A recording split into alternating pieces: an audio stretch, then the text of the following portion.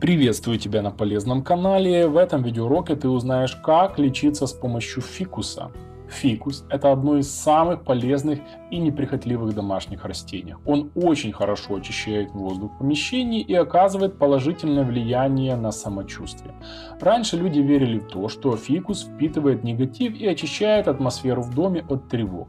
Если ты хочешь привлечь удачу и изобилие в дом, следует обзавестись фикусом Бенджамина. Фикус с мелкими листьями.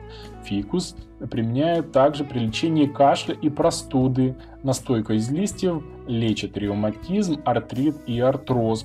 Это растение помогает даже при лечении геморроя. Фикус для лечения суставов. Тебе понадобится лист фикуса, 80 мл водки. Применение.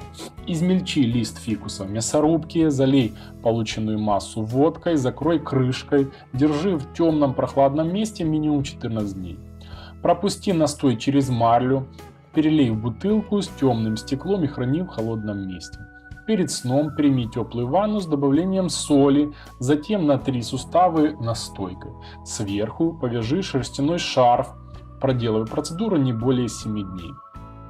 Лечение запущенного кашля. Тебе понадобится 1 лист фикуса, 1 чайная ложка меда, 1,5 стакана воды. Приготовление.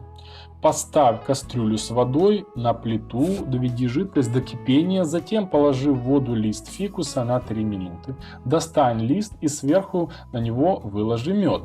Потом приложи этот лист на грудь и укутай фланелевой тканью. Компресс нужно подержать до утра, проделывая процедуру до полного выздоровления. Эффективное средство от бородавок и жировиков. Тебе понадобится 80 мл сока фикуса, 40 мл уксусной эссенции. Приготовление. Пропусти через мясорубку крупные листы фикуса, отожми их через марлю. К соку добавь уксусную эссенцию, смесь залей в бутылку из темного стекла и закрой крышкой. Капни 2 капли средства на пораженное место, не затрагивая кожу вокруг. Состав нужно подержать максимум 10 секунд, а затем смыть водой. Процедуру следует повторить на ночь до полного исчезновения бородавок. Лечение дизентерии и кишечных расстройств. Тебе понадобится 50 мл сока фикуса, 100 мл спирта.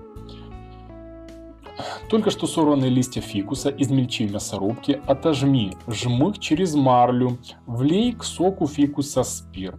Настаивай смесь в бутылке с темным стеклом 2 дня в холодильнике. В первый день употребляй по столовой ложке каждые 2 часа. Во второй и третий день употребляй настойку 5 раз в день. На 4-й день употребляй по 1 чайной ложке трижды в день после принятия пищи.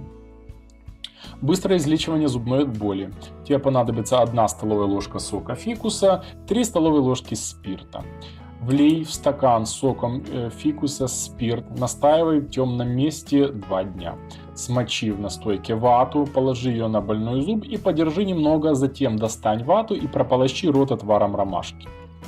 Фикус – это замечательное лечебное средство, но следует помнить о противопоказаниях. Лечение этим растением противопоказано беременным женщинам и детям. Нельзя применять средства из фикуса, если у тебя проблемы с сердцем. Прежде чем пробовать на себе народные лекарства, следует сначала обратиться к врачам традиционной медицины. Перед применением этих рекомендаций проконсультируйся с врачом, ставь лайк под этим видео, подписывайся на полезный канал, нажимай на колокольчик и поделись полезной информацией со своими друзьями.